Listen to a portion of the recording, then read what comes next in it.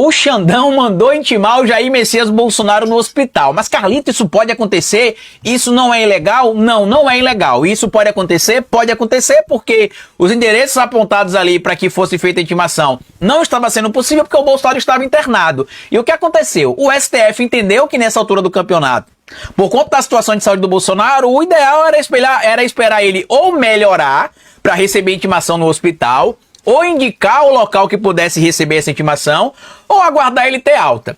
Porém, o que aconteceu?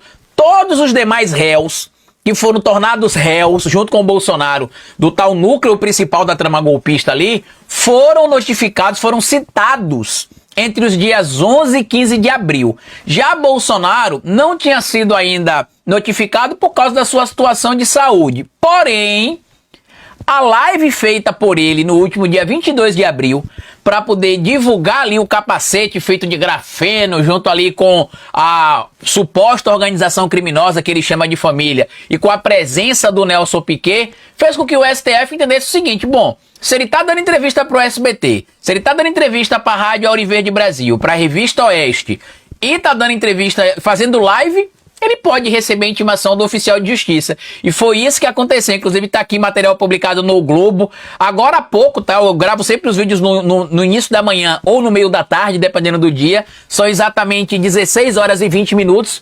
E agora, às 15 horas e 50 minutos, saiu essa informação no Globo, no artigo assinado aqui pelo Daniel Golino, que traz o seguinte: Bolsonaro é intimado no hospital em processo sobre tentativa de golpe e terá 10 dias para apresentar resposta ao STF.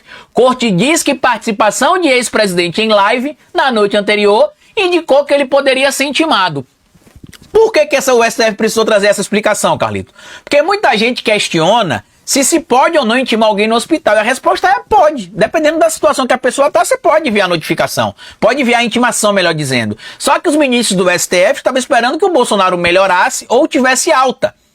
Inicialmente, a previsão é que ele precisaria ficar 4 semanas internado para se recuperar plenamente. Agora ele já diz que na semana que vem ele deverá receber alta, provavelmente na segunda, o que ele tem dito, inclusive, em alguns lugares por aí. E é o que aconteceu. Segundo a matéria atrás aqui, aconteceu o seguinte: o ex-presidente foi intimado na tarde desta quarta-feira de hoje, no hospital onde está internado, né, no DF está em Brasília, e aqui está o que aconteceu com a intimação que foi entregue ali pelo oficial de justiça, né? Certifique e dou fé que me dirigi nesta data, ou seja, dia 23 de abril, ao hospital ali, né, tem o endereço ali, o número, o conjunto, tudo direitinho, no Hospital DF está Brasília, por volta das 12 horas e 47 minutos, e procedi à citação e intimação de Jair Bolsonaro, que recebeu a contrafé. A contrafé é uma cópia da intimação, tá? E após seu ciente no verso deste mandato. O Supremo Tribunal decidiu em março tornar Bolsonaro réu e outros 7 denunciados no inquérito da tentativa de golpe. Bolsonaro, de acordo com as investigações, apresentou a proposta, como a gente já sabe. Em nota, o STF, porque sabia que ia dar repercussão, né? O STF emitiu a nota. Em nota, o STF informou que os demais réus na citação foram citados entre os dias 11 e 15 de abril, para que apresentassem as defesas e, no caso do ex-presidente, em virtude da sua internação, a ordem foi aguardar uma data em que ele pudesse receber o oficial de justiça. A divulgação da live realizada pelo ex-presidente na data de ontem, dia 22 de abril, demonstrou a possibilidade de ser citado e intimado hoje, dia 23 de abril, informou o STF. Bolsonaro foi internado para passar por um processo cirúrgico. E tem uma situação importante que a gente precisa trazer aqui, que pouca gente citou, e que já está inclusive circulando em alguns portais de notícias aqui, que é isso aqui, ó. A live do Bolsonaro ontem, eu vou fazer um vídeo sobre isso em especial, mas a live dele ontem pegou uma audiência baixíssima. Quem participou da live, Carlito? O Eduardo Fujãozinho, né, o Eduardo Bananinha, o Nelson Piquet, o Flávio Rachadinha, o Carluxo, um representante ali da Rádio Auriverde Brasil, que é a rádio bancada supostamente pelo agro para espalhar o ódio e o fascismo nas redes sociais, supostamente, e as desinformações do bolsonarismo, supostamente, tá? E o Bolsonaro, né? O cocô humano aqui, né? Bolsonaro. E aí o que aconteceu? O que chamou a atenção de muita gente que acompanhou a live, tá? É o seguinte, ó. Durante a transmissão ao vivo, que durou quase 2 horas, a live não chegou a atingir ao público de espectadores simultâneos de 1.000 pessoas. Quando foi encerrada a transmissão, tinha 783 pessoas assistindo o material pelo YouTube, no canal de Flávio Bolsonaro, que tem mais de 650 mil inscritos. Na quarta-feira, a live tinha sido vista por 16 mil pessoas, ou seja, a audiência foi baixa. E isso só demonstra aquilo que a gente já suspeita há muito tempo, que quando eles vão fazer lives em alguns lugares, eles preparam os chamados bots, e aí jogam os bots lá, né, os robôs, para poder gerar aquela audiência de engajamento. Como é que eu sei disso? Quando eu fazia parte do canal da Folha Democrata, a gente fez uma denúncia envolvendo o bolsonarismo durante o período eleitoral, no segundo turno, para ser bem específico, e um vídeo nosso pegou rapidinho mais de 500 mil de visualizações. E a maior parte dos comentários era a gente xingando, atacando, e os comentários idênticos. O que é que aconteceu? No dia seguinte, o YouTube notificou o canal da Folha Democrata, dizendo que a gente tinha conseguido visualizações não legítimas e que eles iriam tirar. Eles tiraram, acho que 300 ou foi 400 mil visualizações do vídeo. Ou seja, visualizações compradas supostamente pelo universo do bolsonarismo para atacar o veículo de mídia que naquela altura era a Folha Democrata.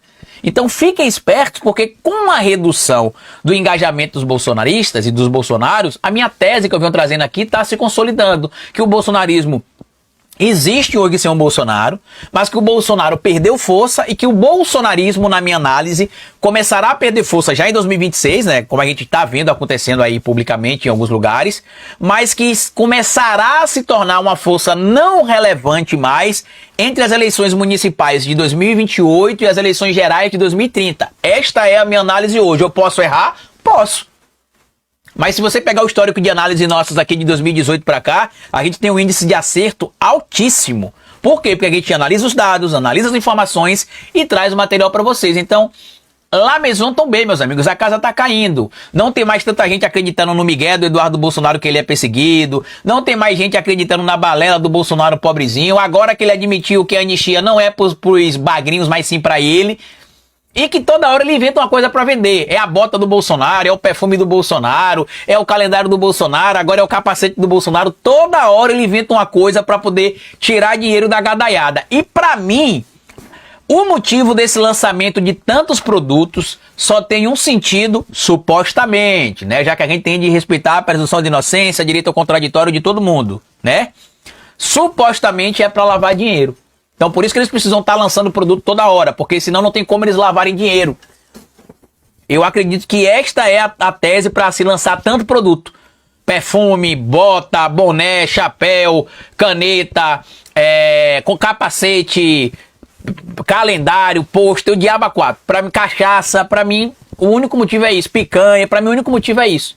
É supostamente lavar dinheiro.